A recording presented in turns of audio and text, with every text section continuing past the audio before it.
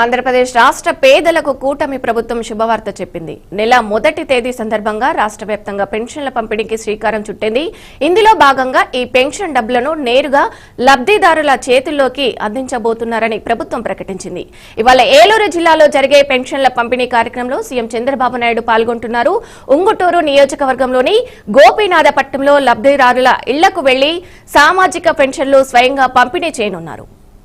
అదే సమయంలో నల్లమాడులో P4 మార్గదర్శకులు బంగారు కుటుంబాలతో చంద్రబాబు ముఖాముఖి కార్యక్రమంలో పాల్గొంటారు.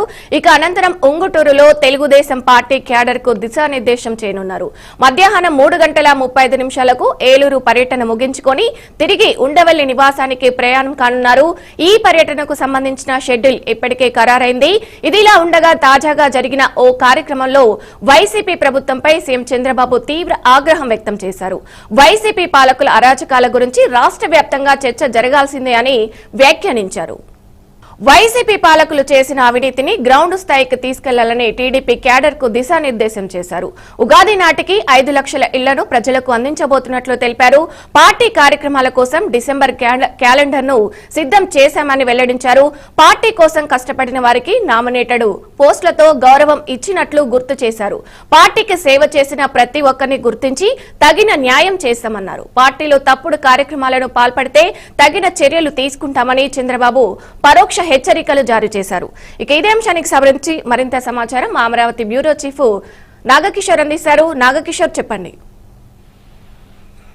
ఆంధ్రప్రదేశ్ లో ప్రతి నెల ముఖ్యమంత్రి సామాజిక భద్రతలో భాగంగా పెన్షన్దారులతోటి ముఖాముఖిగా సమావేశమవుతూ వాళ్ళందరికీ కూడా పెన్షన్లు పంపిణీ చేయడం అనేది ఆనవాయితీగా వస్తుంది. అందులో భాగంగానే ఈ రోజు ముఖ్యమంత్రి చంద్రబాబు నాయుడు స్వయంగా ఏలూరులో పెన్షన్ పంపిణీ కార్యక్రమంలో పాల్గొనున్నారు. ఇక్కడ ప్రధానంగా చూసినట్లయితే గోపాలనాథ్ లబ్ధిదారుల ఇళ్లకు వెళ్లి స్వయంగా ముఖ్యమంత్రి చంద్రబాబు నాయుడే పెన్షన్ అందించనున్నారు. దీంతో పాటు P4 మార్గదర్శకాలు బంగారు కుటుంబాలతోటి కూడా సీఎం ముఖాముఖి సమావేశం కానున్నారు. ఇప్పటికే P4 ద్వారా ఎవరైతే వెనకబడ్డ పేదలు ఉన్నారో వాళ్ళందరినీ కూడా దత్తత తీసుకునే కార్యక్రమాన్ని ముఖ్యమంత్రి చంద్రబాబు నాయుడు చేపట్టడం జరిగింది. ఆ కార్యక్రమం ద్వారా వాళ్ళకి అందుతున్నటువంటి సౌకర్యాలు సక్రమంగా అందుతున్నాయా లేదా, వాళ్ళు దత్తత తీసుకున్న కుటుంబాలకు సంబంధించిన వాళ్ళు సరిగ్గా చేస్తున్నారా లేదా అనేది కూడా వాళ్ళతోటి ముఖ్యమంత్రి చంద్రబాబు నాయుడు స్వయంగా పరిశీలించేసి వాళ్ళతోటి ముఖాముఖి కానున్నారు. దీంతో పాటు చంద్రబాబు నాయుడు నిన్న జరిగినటువంటి ఒక కార్యక్రమంలో వైసీపీ నేతల మీద కూడా ఆగ్రహం వ్యక్తం చేశాడు.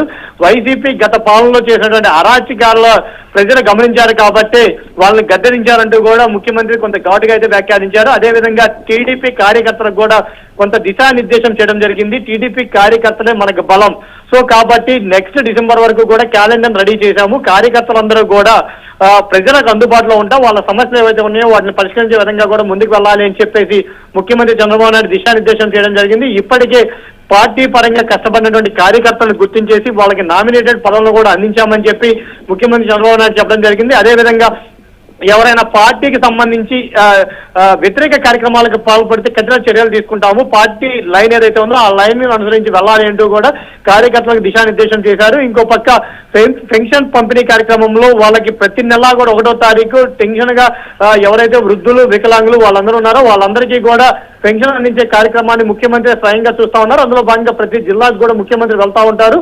ఇప్పుడు ఏలూరు జిల్లాలో గోపానాథపట్నంలో ఈ రోజు పెన్షన్ల పంపిణీ కార్యక్రమంలో ముఖ్యమంత్రి పార్టిసిపేట్ చేస్తున్నారు. విజయ రైట్, థ్యాంక్ యూ నాగకిషోర్.